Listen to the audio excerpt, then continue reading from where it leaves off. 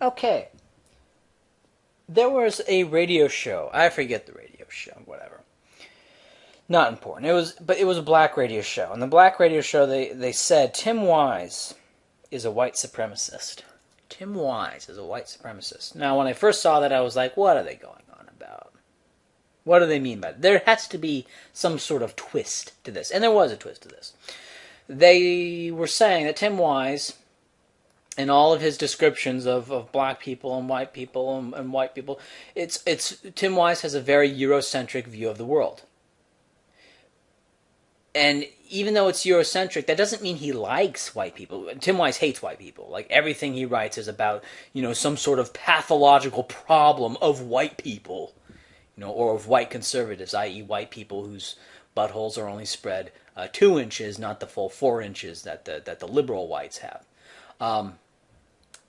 Right. But basically, the only, it's kind of like a Republican who says, "Oh, I don't hate black people. I like the black Uncle Toms just fine." That's kind of like what Tim Wise says. "I don't hate white people. I like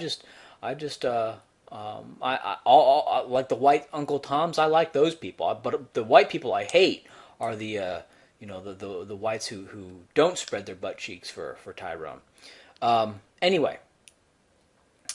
But that's what they meant by Tim Wise is a white supremacist. Because Tim Wise will say, look at the one example. Look at how black people don't live as long as white people, have less wealth than white people, and they have more health problems than white people, and blah, blah, blah. And this is like some great stain, not on black people, but on white people. Right? Every problem that black people have, it's the fault. It's not stated explicitly. It's not even justified or defended. But it's always just look at this inequality. Those white people, right? Everything is about white people, right? Everything about black people is about white people, right? The reason Mexico is the way it is because of white people, right? The reason. The reason Zimbabwe is the way it is because of white people. Right? Let's ignore the effects of decolonization and just... Anyway. I don't want to... I have a problem going off on all sorts of tangents. So Tim Wise is a white supremacist. And that got me thinking about Maoists. And I'll draw these back together. That seemed like a very... vaguely connected sort of thing. I don't know where I'm going here. I was thinking about this guy Maoist Rebel News and how I can't well up any hatred for him, except to the extent that he supports traditional social democrat pieces of shit, right? Because I would say that the U.S. is generally a social democracy, in that you have. And that both the Republican and Democrat Party, you go to the laundry list of what they support. They support religious pluralism, racial pluralism, non-European immigration, mixed marriages, right? Economically, they both support, Republican and Democrat Party both support old age pensions. They support state-subsidized health care for those who can't afford it. They both support state-run and controlled and free and compulsory schools. They support state funding for higher education, quote unquote. Whether or not I think the term higher education is a bit loaded and kind of assumes the very thing it should be trying to prove, that it is in fact an education. But that aside, I think that's kind of a self-congratulatory title, education. And you can look at foreign interventions. Maybe the Democrats are less pro foreign intervention, but I don't know. I mean, historically that hasn't been the case. Maybe that's the case since Bush, but it wasn't really the case before Bush when Bush was running for election. So maybe it would be a very specifically Bush thing to say that the Republicans are more pro intervention, and a very recent thing it would be. But, and so broadly speaking, in a historical sense, maybe there's like a 10% overall budget difference. Like, what's the difference between a Democrat and a Republican? About 10%. Okay, so anyway, so social democrats are in power, and so when I see someone who's ultra status quo, right, wants more power to the social democrats, Republicans or Democrats, whatever, who wants more power to the Social Democrats. I hate that person because I know that that's a credible threat. But a Maoist who says we need to have Maoism, whatever, I don't know what Maoism is. I barely even know what Marxism is. Okay. But if he says we need to have Maoism, well, I know that's not a credible threat. I know that's not a credible thing to really be concerned about. So, okay, so he wants Maoism.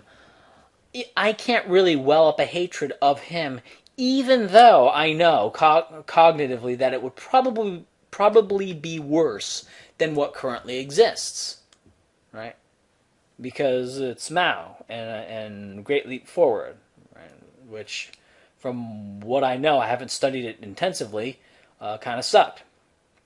Maybe we'll get some revision, a video response with some revision or something here. And I'm certainly open to revision. I'm open to revision about Stalin and Hitler, which gets me in trouble. So, revision about Mao, yeah, sure, why not? Maybe he didn't kill that many. Maybe the deaths were a result of something else. Maybe make a case for that. I don't know. But I still think that Maoists would be worse, and that the fact that they're not going to get in power causes me to not hate them so much. Now, tying this back to a belief in white supremacy, if you believe that whites are solidly, firmly in power and control and are way up on a pedestal, then the idea that the black and mestizo majority is gonna dislodge that power is A, not a credible threat, and B, to the extent that it is, it's a good thing, right? Because you're knocking out the power, the white power structure. Now, and it finally dawned on me what that is. See, I don't view whites as in power, right? I view whites as a highly disorganized. Whites could be in power in the U.S. if they really wanted to. Right, but the fact is that blacks can determine elections by block voting. Basically, you have white Democrats and white Republicans. Okay, so basically, you take the Republicans minus the Democrats. Right, white Republicans minus white Democrats gives you the electoral block power that whites have. Right, the Republican surplus of the whites. That's the electoral power that whites have. Okay, it's not the whole thing. Whereas blacks, okay, you take the black Democrats minus the black Republicans, and that difference, that Democrat surplus that blacks have, that's the political power that blacks have, right? And it's a lot closer when you look at it that way instead of just the total voting population, right? When you look at it that way, you begin to see the views of the black community could maybe just as or almost as important in swaying elections as white views. You know, because the white Republican surplus may be about the same size as the black Democrat surplus, just because blacks block vote so much more. Right? And so that's just one thing. That's just one thing I look at. I also look at white people as not having, racial solidarity. The social justice types will look at white wealth. But, I look at wealth and I see, well, now you have all that wealth. That makes you a political target. You have wealth. Now we're going to use that as an excuse to attack you. Right? That's what I mean, that, maybe, I have wealth, so now I can buy like a nice house or something. Yeah. But another problem with having a lot of wealth is that you want to preserve the wealth, and so you don't have as many kids, which limits your ability to fight the voting wars. See, or another thing about your wealth is that I have all this wealth, I want to preserve all this wealth, so I'm going to get like a job and like really focus on managing my investments and stuff instead of political activism. So what that wealth does is it limits your ability to have political activism, and it limits your ability to have kids, right? Because you're too focused on wealth and you don't want to ruin the wealth with a bunch of kids, right? Whereas if you're already at the bottom and you have a bunch of kids, well, you just get some government money and you'll just be kind of swirling around at the bottom, but you'll be mass reproducing and you'll have more time for political activism, right? So from a political conflict standpoint, wealth. Okay, maybe you can buy ads for a campaign or something, or maybe there's certain advantages that wealth has, but there's also very heavy disadvantages. And I haven't done any real analysis of the situation, but I'm thinking probably unless you're like super like billionaire wealth, unless you're like the real elite wealth. If you're just like upper middle class, I think that level of wealth is, from a political conflict standpoint, a net detriment. That the costs outweigh the benefits of that kind of upper middle class wealth. And so in that way, whites are at a political conflict disadvantage vis-a-vis blacks, right? In that they don't block vote. I mean, the only real advantage that whites have over blacks in this political voting wars that they're in is that whites vote at a higher rate, but they don't block vote as much and they don't breed as much. Okay, and so I look at it that way instead of this weird.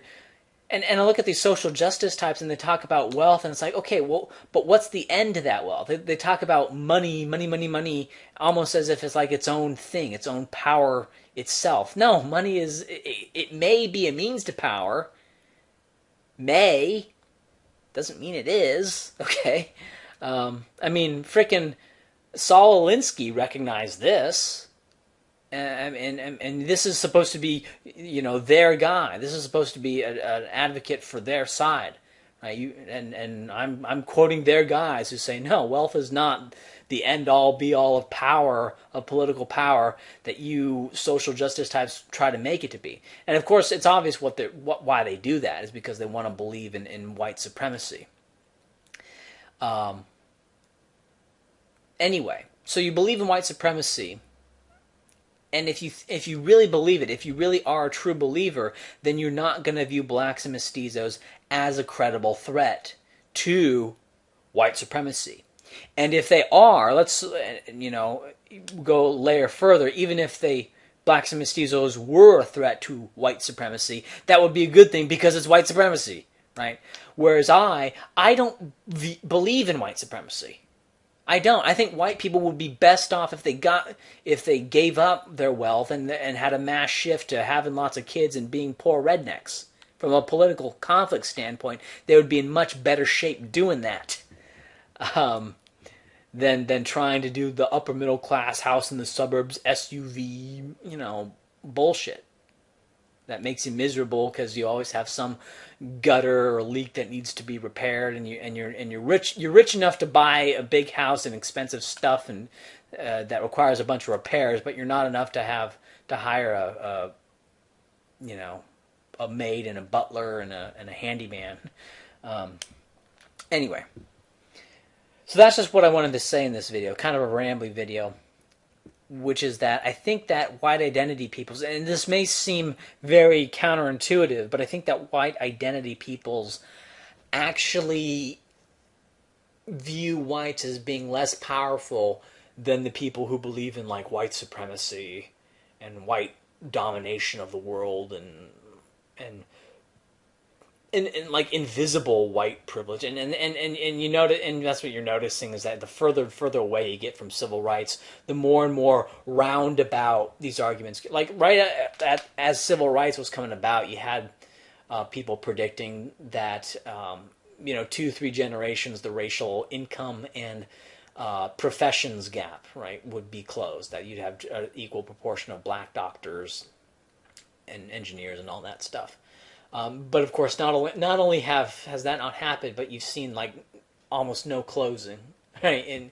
In some instances, a bit of backsliding in terms of the family structure of blacks and the rate of business ownership and the employment rate of blacks. Mean income of blacks has gone up since civil rights, but median income has gone down. Real income, so. So that's what you're seeing is that as you get further away from civil rights, you're getting more and more of this kind of belief in white supremacy. Now, I think that it kind of makes sense if you come into basically analyzing sociology with the starting assumption that there are no biological differences between the races, right? If that's your starting assumption, then how do you explain the persistence of uh, of these we'll just say these certain sociological outcomes between blacks and whites? How do you explain their persistence? If you don't have biology, if you've written that off, right from the beginning, then suddenly what you're going to do is you're going to, because you've written off biology and you have all of these biological effects, what you end up having to do is act as if culture or some institutional something else has just as much power as if it were biology, right? Because you have these biological effects. That's what you're seeing, right? You're seeing biological differences being played out, okay? And so in order to explain that without reference to biology, you're going to have to give something else the power of biology, which results in mystical, ridiculous belief in the power of institutional racism, invisible privilege, and informal networks, and you're going to ascribe ridiculous amounts of power to these things, and you'll find the evidence that you want to find that seems to confirm what you want to believe, right? That's something that people need to realize, is that you can argue for any position for an infinite amount of time, and you can always find evidence for any position an infinite amount of time. I think the Flat Earth Society has evidence of that. So that's what you see. And because these people deny biology, or at least in regards to race differences, they see the persistent sociological differences as being a result of some, we'll just say, institutional racism, white privilege. They see that, and so that the very existence of a disparity is evidence of white supremacy, and they believe it so solidly because of these persistent sociological outcome differences, right? And that are so persistent. But of course, the reason they're so persistent is because of the biological differences, right? And so that's why they so firmly believe in white supremacy, is because this white supremacy that they keep referring to has power almost as if it's like a biological thing, which in fact it is, but they deny. See? That's the mindfuck of all of this. And of course, they don't see blacks and mestizos as a credible threat to whites because of these persistent sociological outcomes, i.e. mainly differences in wealth, among other things. And because there's these different sociological outcomes, they imagine that the whites are in power because they have more money, right? And they deny that's it's really weird, and I'm having trouble explaining it. Perhaps I should write it down and make another more condensed video talking about this, because this is kind of like off the cuff ramble thing, but. That's just the thought I had. I had a thought today. I think I'll share it with the internet, and that's what I did.